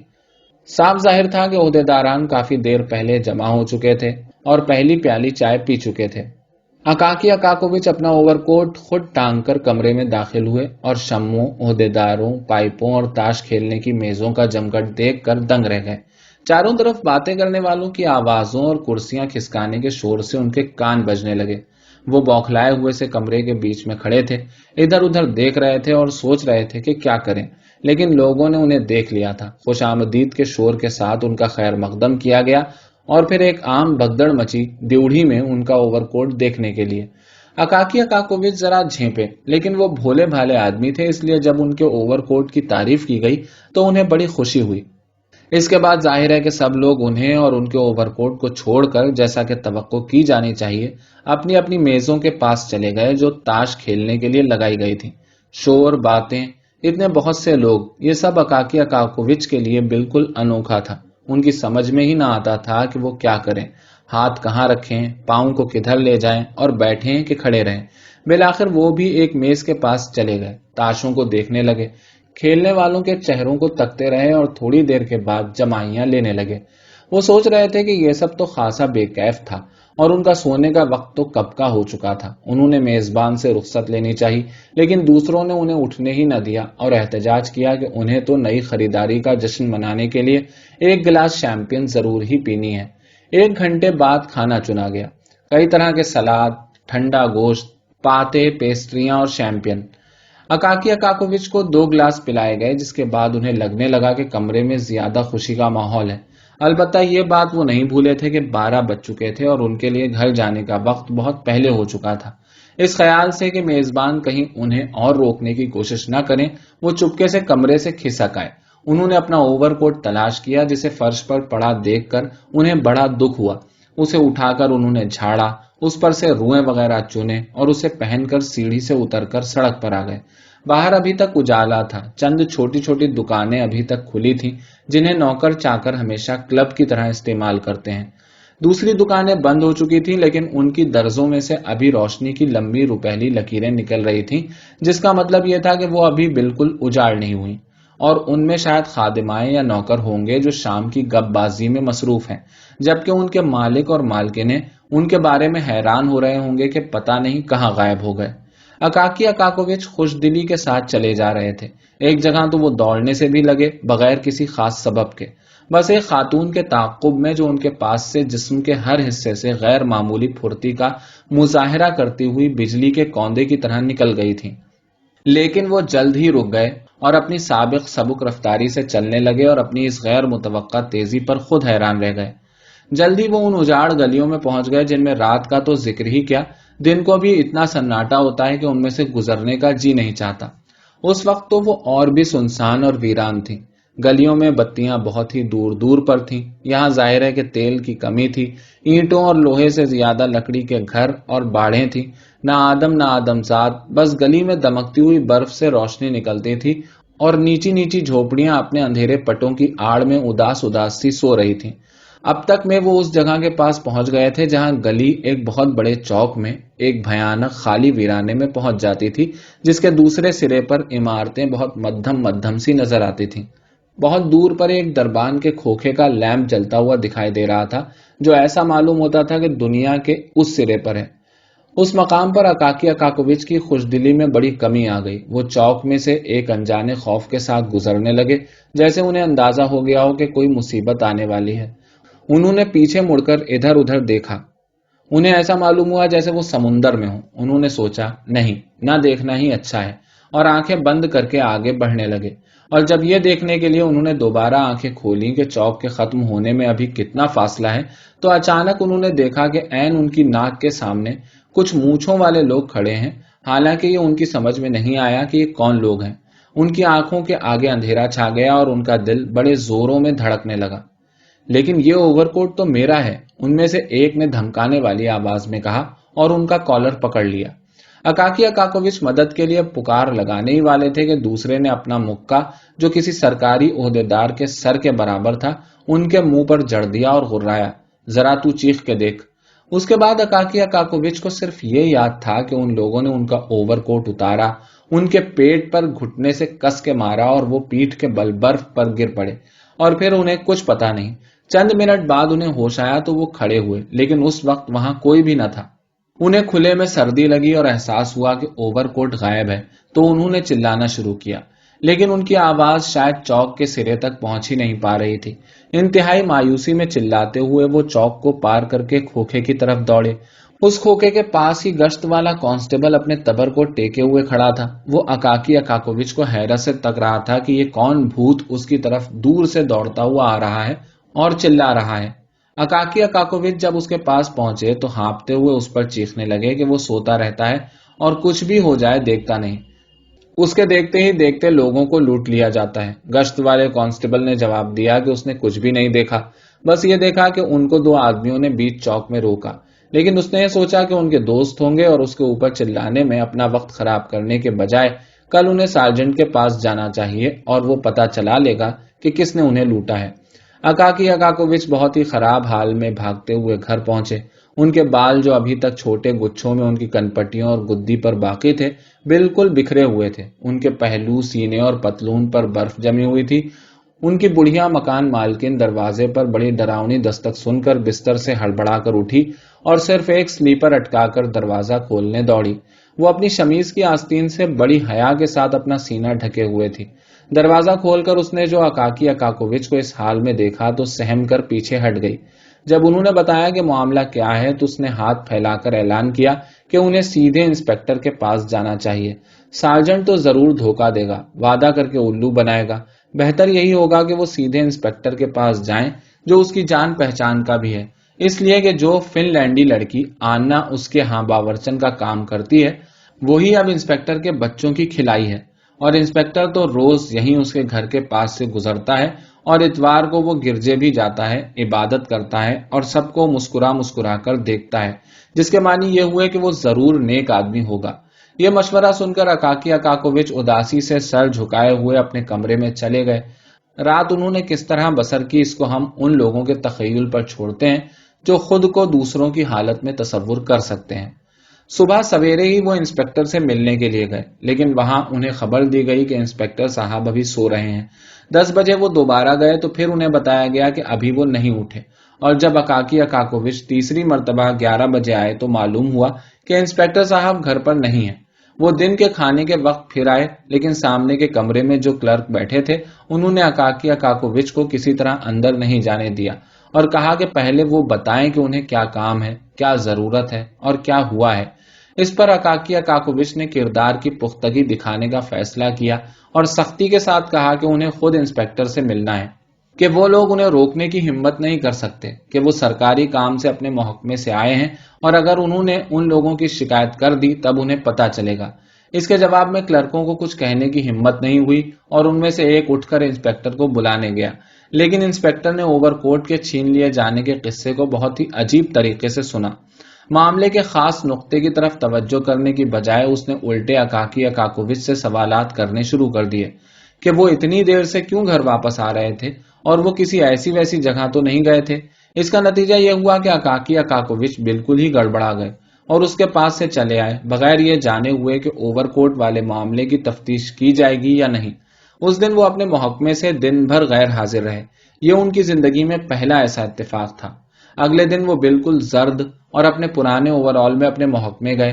وہ اوور آل اب اور بھی بوسیدہ لگنے لگا تھا۔ اس ڈکیتی کا قصہ سن کر بعض عہدیداروں کو تو اکاکی اکاکووچ پر اس وقت بھی ہنسنے میں کوئی تکلف نہیں ہوا، لیکن زیادہ تر لوگوں کو بڑا رنج ہوا۔ فیصلہ کیا گیا کہ ان کے لیے اسی وقت چندہ کیا جائے، لیکن بہت تھوڑی رقم جمع ہوئی، اس لیے کہ اس سے پہلے ہی عہدیداروں کو کافی رقم نکالنی پڑی تھی۔ پہلے تو ڈائریکٹر کی تصویر بنوانے کے لیے اور پھر کوئی کتاب خریدنے کے لیے جس کی سفارش ان کے محکمے کے سربراہ نے کی تھی، اس لیے کہ کتاب کا مصنف ان کا دوست تھا، تو یوں رقم بہت تھوڑی جمع ہوئی۔ ان میں سے ایک نے ہمدردی کے جوش میں اکاکی اکاکووچ کی مدد کرنے کے لیے کم سے کم مفید مشورہ ہی دینے کا فیصلہ کیا۔ اس نے اکاکی اکاکووچ سے کہا کہ وہ پولیس سارجنٹ کے پاس نہ جائیں، اس لیے کہ سارجنٹ اپنے افسرانے بالا کی خوشنودی حاصل کرنے کے لیے ہو سکتا ہے کہ اوور کوٹ کو کسی نہ کسی طرح تلاش کر لے، لیکن جب تک اکاکی اکاکووچ اس بات کا قانونی ثبوت نہ فراہم کریں کہ وہ اوور کوٹ ان کا ہے، تب تک وہ پولیس کے ہی قبضے میں رہے گا۔ سب سے اچھا یہ ہے کہ وہ ایک بڑے آدمی کے پاس جائیں اور یہ بڑا آدمی مناسب لوگوں کے پاس پرچے اور میمورینڈم بھیج کر معاملے کو کامیابی کے ساتھ آگے بڑھا سکتا ہے۔ اکاکی اکاکووچ اور کرتے ہی کیا، وہ اس بڑے آدمی کے پاس گئے۔ بڑے آدمی کا عہدہ کیا تھا یہ تو آج تک نہیں معلوم ہو سکا، بس اتنا جاننا کافی ہے کہ یہ بڑے آدمی ابھی تھوڑے ہی دن ہوئے بڑے آدمی بنے تھے اور اس سے پہلے معمولی آدمی تھے۔ مزید برآں یہ ہے کہ ان کے نئے عہدے کو دوسرے اور بھی زیادہ بڑے آدمیوں کے عہدوں کے مقابلے میں کوئی خاص اہم نہیں سمجھا جاتا تھا، لیکن خیر ایسے لوگ تو آپ کو ہمیشہ مل جائیں گے جن کی نظروں میں وہی اہم ہوتا ہے جو دوسروں کی نظروں میں اہم نہیں ہوتا، اور پھر یہ بڑے آدمی اپنی اہمیت کو ہر طرح سے بڑھانے کے جتن کرتے رہتے ہیں۔ مثلا انہوں نے حکم دے دیا کہ جب وہ کام پر آئیں تو سارے ماتحت عہدیدار سیڑھی پر ان کا خیر مقدم کریں، کہ کوئی بھی سیدھے ان کے پاس نہ آئے بلکہ مندرجہ ذیل مراتب کی پابندی سختی کے ساتھ کی جائے۔ کالجیٹ رجسٹرار رپورٹ کرے صوبائی سیکریٹری کو، صوبائی سیکریٹری خطابی کونسلر کو یا جو بھی اس کا افسر بالا ہو، اور اس طرح معاملہ بالآخر ان تک پہنچ جائے گا۔ مقدس روس کی اب یہی حالت ہو گئی ہے کہ نقالی کا مرض ہر ایک کو لگ گیا ہے. سبھی اپنے افسر اعلیٰ کی نقل کرتے ہیں. کہا تو یہ بھی جاتا ہے کہ ایک خطابی کونسلر کو جیسے ہی کسی چھوٹے دفتر کے ایک محکمے کا افسر بنایا گیا، ویسے ہی اس نے پارٹیشن لگا کر اپنے لیے ایک الگ کمرہ بنا لیا اور اسے صدر دفتر کہنے لگا، اور باہر لال کالر اور سنہری گوٹ والے چپراسی بٹھا دیے جو ہر آنے والے کے لیے اٹھ کر دروازہ کھول دے. حالانکہ صدر دفتر بس اتنا بڑا تھا کہ اس میں ایک معمولی سی میز بھی مشکل سے آتی. بڑے آدمی کی عادتیں اور طور طریق خاصے شاندار اور روبدار تھے، لیکن کسی طرح بھی پیچیدہ نہیں تھے. ان کے نظام کی خاص بنیاد تھی سختی. وہ کہا کرتے تھے سختی، سختی اور سختی، اور آخری لفظ کہہ کر وہ بڑے معنی خیز انداز میں اپنے مخاطب کو دیکھا کرتے تھے. حالانکہ در حقیقت اس کی کوئی وجہ نہ تھی، اس لیے کہ جن درجن بھر عہدیداروں پر اس محکمے کا پورا انتظامی میکانزم مشتمل تھا، وہ سب اس کے بغیر ہی بے حد سہمے رہتے تھے. جب وہ اپنے افسر اعلیٰ کو آتے دیکھتے تو سب کے سب کام چھوڑ کر باادب کھڑے ہو جاتے جب تک وہ کمرے میں سے گزر نہ جاتے. اپنے ماتحتوں کے ساتھ ان کی بات چیت میں بڑی سختی ہوتی تھی اور عام طور سے 3 فقروں پر مشتمل ہوتی تھی. تم نے یہ ہمت کیسے کی؟ تمہیں پتا ہے کہ تم کس سے بات کر رہے ہو؟ جانتے ہو تم کہ تمہارے سامنے کون کھڑا ہے؟ اس سب کے باوجود وہ نیک آدمی تھے، دوستوں کے ساتھ بھلائی سے پیش آتے اور لوگوں کے کام کر دیتے، لیکن جنرل کے رتبے پر فائز ہونے کی وجہ سے ان کا سر بالکل ہی پھر گیا تھا.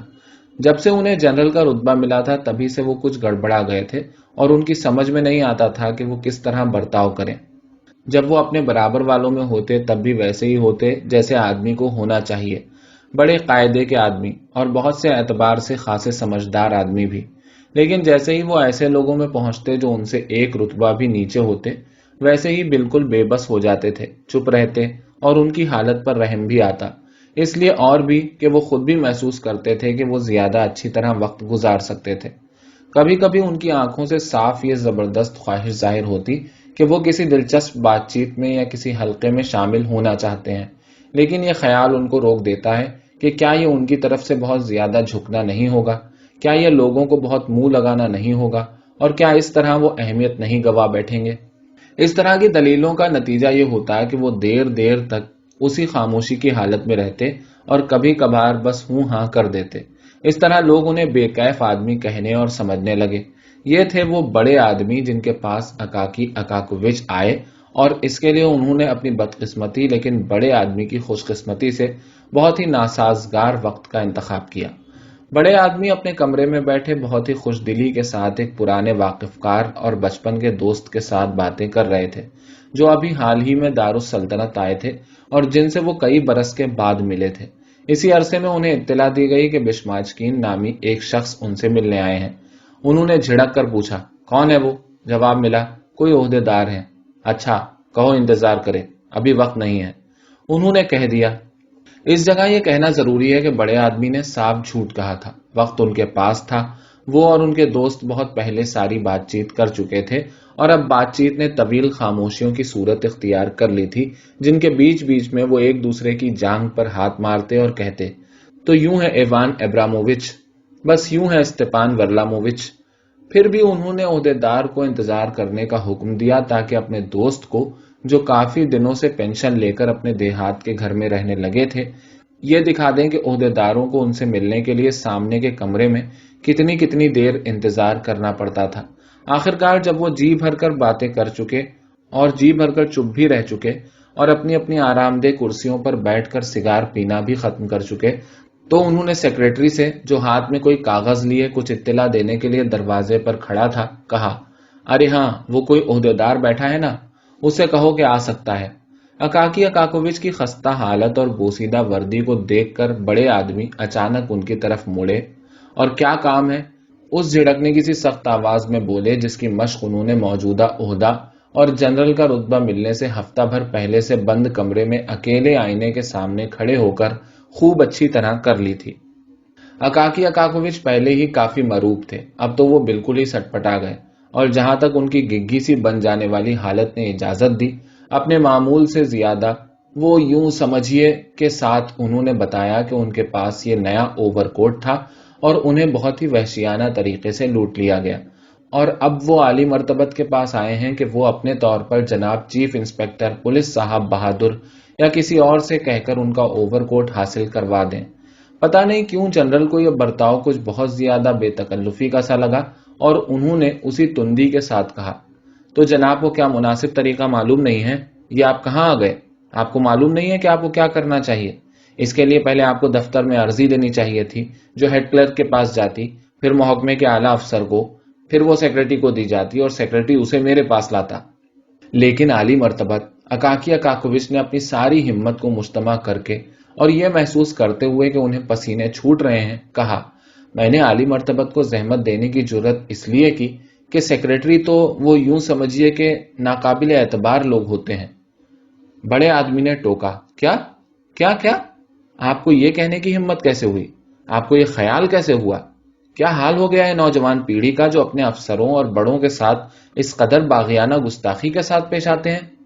بڑے آدمی نے غالباً اس طرف دھیان نہیں دیا تھا کہ اکاکی اکاکووچ 50 سے اوپر کے ہو چکے تھے، یا وہ انہیں اضافی معنوں میں یعنی کسی ایسے شخص کے مقابلے میں نوجوان پیڑھی کا کہہ رہے تھے جو 70 کا ہو چکا ہے۔ آپ کو پتا ہے کہ آپ کس سے بات کر رہے ہیں؟ آپ جانتے ہیں کہ آپ کے سامنے کون کھڑا ہے؟ سن رہے ہیں آپ کہ میں کیا کہہ رہا ہوں؟ اور انہوں نے زور سے اپنا پاؤں پٹکا اور اپنی آواز اتنی اونچی کر دی کہ اکاکی اکاکووچ ہی نہیں، کوئی بھی ہوتا تو ڈر جاتا۔ اکاکی اکاکووچ تو ڈر کے مارے بالکل مفلوج ہو گئے۔ وہ ایک قدم پیچھے ہٹے، ان کا سارا بدن کانپ اٹھا، ان سے کسی طرح کھڑا نہیں ہوا جا رہا تھا، اور اگر 2 چپراسیوں نے دوڑ کر انہیں پکڑ نہ لیا ہوتا تو وہ فرش پر گر جاتے۔ انہیں تقریباً بے ہوشی کی حالت میں باہر لے جایا گیا۔ بڑے آدمی کو اپنے الفاظ کا اثر دیکھ کر بڑی خوشی ہوئی۔ یہ اثر ان کی توقع سے بھی زیادہ تھا، اور وہ اس خیال سے بالکل مست ہو رہے تھے کہ ان کے الفاظ ہی سے لوگوں کے حواس گم ہو جاتے ہیں۔ انہوں نے کنکھیوں سے اپنے دوست کو دیکھا کہ وہ اس کو کس طرح دیکھتے ہیں، اور انہوں نے طمانیت کے ساتھ محسوس کیا کہ ان کے دوست کچھ غیر یقینی حالت میں تھے اور خود بھی کچھ خوف سا محسوس کرنے لگے تھے۔ اکاکی اکاکووچ کو بالکل یاد نہیں کہ وہ سیڑھیوں سے کیسے اترے، سڑک پر کیسے پہنچے، انہیں اپنے ہاتھ پاؤں کی کچھ خبر نہ تھی۔ ساری زندگی انہیں کبھی کسی جنرل نے یوں نہ ڈانٹا تھا، اور وہ بھی دوسرے محکمے کے جنرل نے۔ وہ فٹ پاتھ پر چل رہے تھے لیکن بار بار سڑک پر آ جاتے تھے۔ کسی نہ کسی طرح وہ منہ کھولے اس برفانی جھکڑ میں سے گزر رہے تھے جو سڑک پر سیٹیاں بجا رہا تھا، جیسا کہ پیٹرز برگ میں عام طور سے ہوتا ہے۔ ہوا چاروں طرف سے انہیں جھنجھوڑ رہی تھی، ہر طرف سے، ہر سڑک اور ہر گلی سے جھکڑ چلے آ رہے تھے۔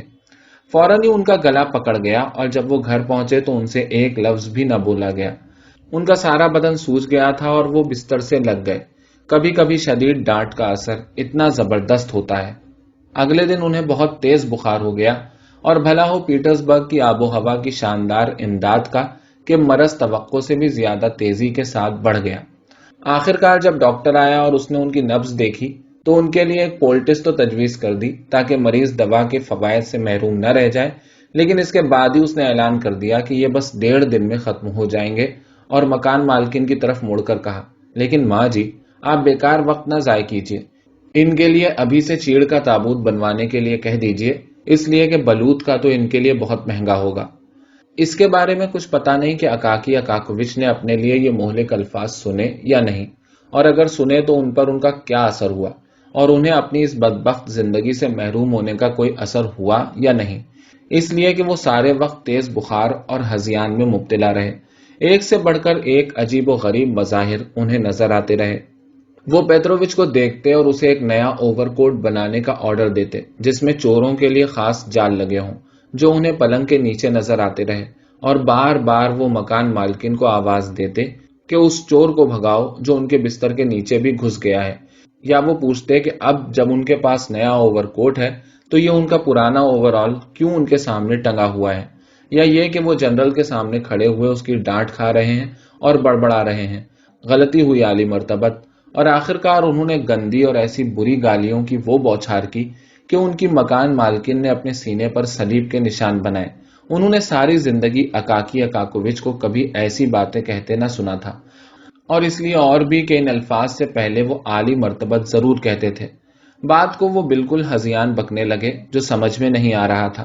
بس یہ بالکل صاف تھا کہ ان کی گڑبڑ باتیں اور خیالات سب اس شامت کے مارے اوور کوٹ پر مرکوز تھے۔ آخرکار بیچارے اکاکی اکاکووچ نے دم توڑ دیا۔ لوگوں نے ان کے کمرے یا ان کی چیزوں کو مہر لگانے کی زحمت نہیں کی، اول تو اس لیے کہ کوئی وارث تھے ہی نہیں، اور دوسرے اس لیے کہ انہوں نے ترکہ بہت ہی تھوڑا چھوڑا تھا، یعنی ہنس کے پروں کا ایک گچھا، ایک دستہ سفید دفتری کاغذ، 3 جوڑ موزے، 2 یا 3 بٹن جو ان کی پتلون سے نکل گئے تھے، اور وہ پرانا اوور آل جس سے قارئین اچھی طرح واقف ہیں۔ یہ سب کس کو ملا خدا ہی جانے، اور میں اعتراف کرتا ہوں کہ اس سے موجودہ افسانے کے راقب نے بھی کوئی دلچسپی نہیں لی۔ ان کی لاش لے جائی گئی اور انہیں دفن کر دیا گیا، اور پیٹرزبرگ کی زندگی اکاکی اکاکووچ کے بغیر بھی یوں ہی چلتی رہی جیسے ان کا کبھی وجود ہی نہ تھا۔ اس مخلوق کا نام و نشان بھی نہ رہ گیا جس کی مدافعت کرنے والا کوئی نہ تھا، جو کسی کو عزیز نہ تھا، کسی کو اس سے دلچسپی نہیں تھی۔ اس کی طرف تو کسی فطرت دوست نے بھی کوئی توجہ نہ کی جو عام گھریلو مکھی کو بھی پکڑ کر پن کے اوپر لگا کر خوردبین سے دیکھنے اور مطالعہ کرنے کا موقع ہاتھ سے نہیں جانے دیتا۔ اس مخلوق نے اپنے ساتھ کلرکوں کے مذاق کو انکسار کے ساتھ برداشت کیا تھا اور بغیر کوئی غیر معمولی کارنامہ انجام دیے ہوئے مر گیا تھا، لیکن اس کی بدبخت زندگی اپنے انجام سے ذرا دیر پہلے اس تابناک بشارت سے ایک لمحے کے لیے روشن ہو گئی تھی جو اسے نئے اوور کوٹ کی صورت میں ملی تھی، لیکن جسے بدنصیبی کے ایک ناقابل برداشت وار نے برباد کر دیا، جو اتنا ہی تباہ کن تھا جتنا کہ اس دنیا کے حاکموں اور فرما رواؤں کو بھگتنا پڑتا ہے۔ ان کی موت کے چند دنوں بعد ان کے محکمے کے چوکیدار کو اس ہدایت کے ساتھ ان کے فلیٹ پر بھیجا گیا کہ وہ اسی وقت کام پر حاضر ہو جائیں۔ یہ ڈائریکٹر کا حکم تھا، لیکن چوکیدار کو مجبوراً ان کے بغیر ہی واپس آنا پڑا۔ اس نے اطلاع دی کہ اب وہ کام پر نہیں آئیں گے، اور جب اسے پوچھا گیا کہ کیوں، تو اس نے جواب دیا کہ بات یہ ہے کہ وہ مر گئے اور آج چوتھا دن ہے کہ انہیں دفن کر دیا گیا ہے۔ یوں محکمے میں لوگوں کو اکاکی اکاکووچ کی موت کی خبر ملی، اور اگلے ہی دن ان کی جگہ پر دوسرا کلرک بیٹھا تھا جس کا قد کافی لمبا تھا اور جس کا خط ویسے سیدھے حروف والا نہیں بلکہ جھکا ہوا اور کافی ترچھا تھا۔ لیکن بھلا کون تصور کر سکتا ہے کہ اکاکی اکاکووچ کا قصہ یہاں تمام نہیں ہوا، کہ ان کی قسمت میں یہ لکھا تھا کہ وہ اپنی موت کے بعد کچھ دن پرشور طریقے سے اور جئیں، جیسے یہ ان کی لا حاصل زندگی کا انعام تھا۔ لیکن ہوا یہ کہ ہماری غمگین کہانی کا انجام بہت ہی غیر متوقع طور پر بڑا حیران کن ہوا۔ پیٹرزبرگ میں اچانک یہ افواہ پھیلنی شروع ہوئی کہ کالنکن پل کے پاس اور اس سے بہت دور آگے تک رات کو ایک بھوت دیکھا جاتا ہے۔ یہ بھوت ایک عہدیدار کے بھیس میں ہے جو کسی اوور کوٹ کی تلاش میں ہے جسے چرا لیا گیا تھا، اور اس اوور کوٹ کے بدلے میں وہ عہدے اور خطاب کا لحاظ کیے بغیر ہر ایک کے کندھے سے اس کا اوور کوٹ جھپٹ لیتا ہے، چاہے وہ بلی کی کھال اور سمور کے استر والے اوور کوٹ ہوں، روئی کی تہ والے اوور کوٹ ہوں، لومڑی یا بھالو کی کھال کے اوور کوٹ ہوں۔ غرض یہ کہ کسی طرح کے بھی فر یا کھال کے ہوں جنہیں لوگ اپنا تن ڈھکنے کے لیے استعمال کرتے ہیں۔ محکمے کے ایک عہدیدار نے خود بھی بھوت کو دیکھا اور فوراً اکاکی اکاکووچ کو پہچان لیا، لیکن اس سے اس کے دل پر ایسا خوف طاری ہوا کہ وہ بھاگ کھڑا ہوا اور انہیں اچھی طرح دیکھ بھی نہیں پایا۔ اس نے بس یہ دیکھا کہ وہ انگلی کے اشارے سے اسے دھمکا رہے تھے۔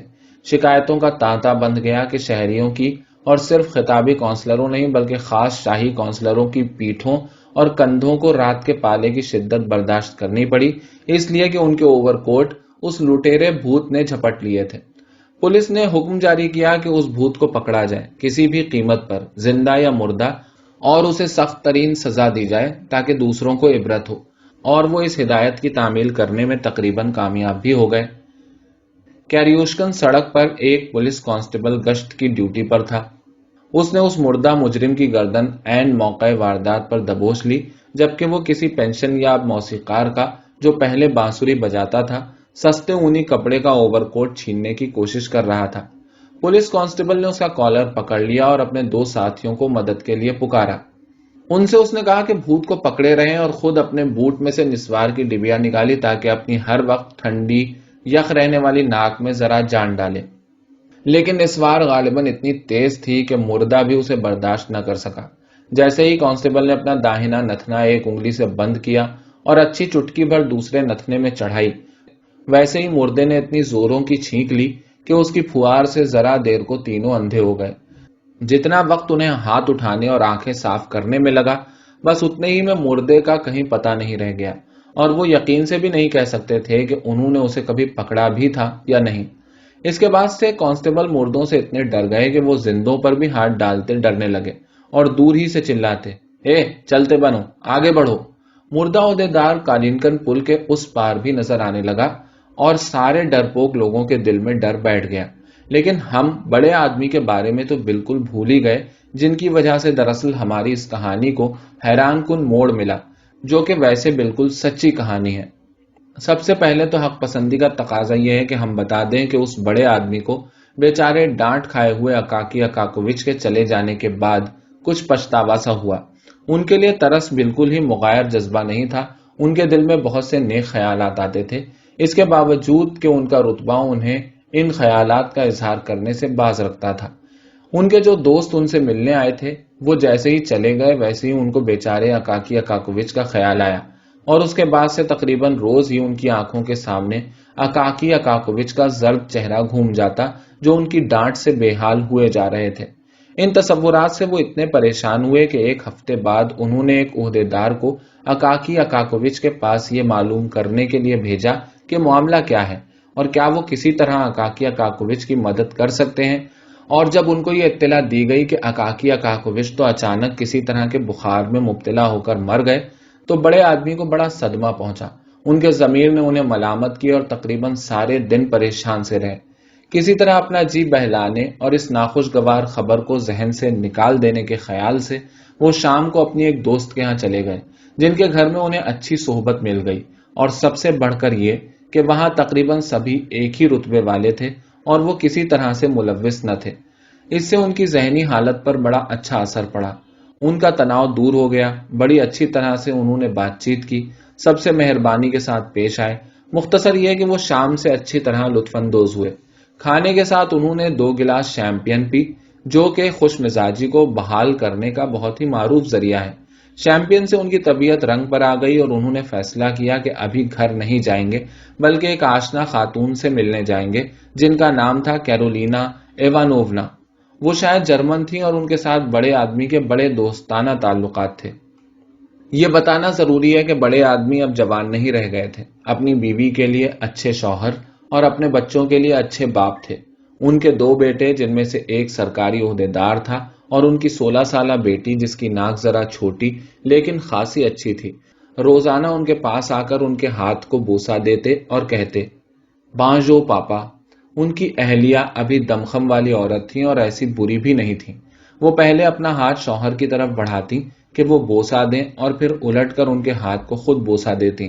لیکن بڑے آدمی ان خانگی خاندانی شفقتوں سے پوری طرح مطمئن ہونے کے باوجود شہر کے دوسرے حصے میں کسی خاتون کے ساتھ دوستانہ تعلقات قائم کرنے کو خلاف اخلاق نہیں سمجھتے تھے۔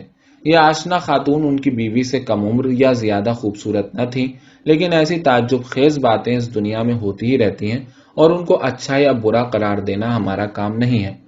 تو بڑے آدمی سیڑھیوں سے اترے، اپنی برف گاڑی میں بیٹھے اور کوچوان سے بولے، کیرولینا ایوانوونا کے ہاں چلو، اور خود کو انہوں نے اپنے گرم اوور کوٹ میں اچھی طرح لپیٹ لیا اور ذہن کی اس حالت میں پہنچ گئے جو ایک اوسط روسی کو اتنی عزیز ہوتی ہے جب اسے سوچنا نہیں پڑتا، بلکہ خیالات اپنے آپ ہی اس کے ذہن میں آتے چلے جاتے ہیں اور ہر ایک پہلے والے سے زیادہ دل خوش کن ہوتا ہے اور کسی کو گرفت میں لانے یا تلاش کرنے کی ضرورت ہی نہیں پڑتی۔ طمانیت سے بھرے ہوئے انہوں نے شام کی دعوت کے دلچسپ واقعات کو یاد کرنا شروع کیا، ساری حاضر جوابیوں کے بارے میں سوچا جن پر ایک چھوٹے سے حلقے میں قہقہے لگتے تھے، ان میں سے بہتوں کو دبی زبان سے دہرایا بھی، اور انہوں نے دیکھا کہ وہ اس وقت بھی پہلے ہی کی طرح مضحکہ خیز لگتے تھے۔ چنانچہ ہمیں یہ معلوم کر کے تعجب نہ ہونا چاہیے کہ وہ خود بھی زور سے ہنس پڑے، لیکن ان کی خوشی کو کبھی کبھی ہوا کا کوئی جھونکا غارت کر دیتا جو خدا جانے کہاں سے اور کس لیے آ جاتا تھا اور ان کے منہ پر تماچے سے لگاتا تھا، اس پر برف کی چھریاں مارتا تھا، ان کے اوور کوٹ کے کالر کو کرمچ کے بادبان کی طرح پھٹ پھٹاتا یا اچانک ایک غیر قدرتی طاقت کے ساتھ اسے سر کے اوپر پہنچا دیتا اور انہیں خود کو چھڑانے میں سخت زحمت ہوتی۔ اچانک بڑے آدمی نے محسوس کیا کہ کسی نے ان کے کالر کو مضبوطی سے پکڑ لیا ہے۔ مڑ کے جو دیکھا تو انہیں ایک پستہ قد آدمی نظر آیا، پرانی بوسیدہ وردی پہنے ہوئے، اور بڑے آدمی نے جب پہچانا کہ وہ اکاکی اکاکووچ ہیں تو ڈر کے مارے ان کا برا حال ہو گیا۔ بوڑھے عہدیدار کا چہرہ برف کی طرح سفید تھا اور وہ بالکل لاش کی طرح لگ رہے تھے، لیکن بڑے آدمی کے تو اوسان خطا ہو گئے جب انہوں نے یہ دیکھا کہ مردے کا منہ ایٹھا اور اس نے قبر کی بھیانک بو نکالتے ہوئے کہا کہ اچھا تو یہ تم ہو، آخر کو یہ سمجھو میں نے تمہاری گردن دبوچ ہی لی نا، تمہارے ہی اوور کوٹ کی تو مجھے تلاش تھی، تم میری مدد نہیں کرنا چاہتے تھے نا، اور تم نے مجھے ڈانٹ بھی بتائی، تو لاؤ اب اپنا اوور کوٹ میرے حوالے کر دو۔ بیچارے بڑے آدمی کی تو جان ہی نکل گئی۔ محکمے میں اور بالعموم اپنے سے کم رتبے والوں کے سامنے وہ کردار کے بڑے پختہ تھے، اور ان کا ڈیل ڈال اور صورت شکل بڑی مردانہ تھی، جس کو دیکھ کر لوگ کہتے اف کیا کردار ہے۔ لیکن اس کے باوجود سورماؤں والی صورت شکل کے بہت سے لوگوں کی طرح وہ بھی اس وقت ایسے ڈر گئے کہ ان کو لگا ان کا دم نکل جائے گا۔ جتنی جلدی ہو سکا انہوں نے اوور کوٹ اتار کر پھینکا اور عجیب سی آواز میں چلا کر کوچوان سے کہا، گھر چلو پوری تیزی سے۔ کوچوان نے جو یہ آواز اس لہجے میں سنی جو عام طور سے فیصلہ کن لمحوں میں استعمال کیا جاتا ہے اور اس کے ساتھ کچھ زیادہ زوردار چیزیں بھی ہوتی ہیں، تو بربنائے احتیاط اس نے اپنا سر جھکا کر کندھوں کی آڑ میں کر لیا، کوڑا سڑکایا اور کمان سے چھٹے تیر کی طرح چل پڑا۔ کوئی 6 منٹ میں بڑے آدمی اپنے گھر کے دروازے پر پہنچ گئے۔ زرد صدمے کی حالت میں اور بغیر اوور کوٹ کے وہ اپنے گھر ہی آ گئے تھے اور انہوں نے کیرولینا ایوانوونا کے ہاں جانے کا ارادہ ترک کر دیا تھا۔ کسی نہ کسی طرح وہ اپنے کمرے میں پہنچ گئے۔ رات انہوں نے اتنی بے چینی میں گزاری کہ صبح کو ان کی بیٹی نے دھڑ سے کہہ دیا، پاپا آج آپ بالکل زرد ہو رہے ہیں۔ لیکن پاپا چپ رہے اور انہوں نے ایک لفظ بھی کسی سے نہیں کہا کہ کیا ہوا تھا، وہ کہاں گئے تھے اور کہاں جانے کا منصوبہ بنا رہے تھے۔ اس واقعے کا اثر ان پر بہت ہی گہرا ہوا۔ اب انہوں نے اپنے ماتحتوں سے یہ کہنا کم کر دیا کہ تمہاری ہمت کیسے پڑی، تم جانتے ہو کہ تم کس سے بات کر رہے ہو، اور جب کہتے بھی تو پہلے دوسرے کی بات سن لیتے کہ اسے کیا کہنا ہے۔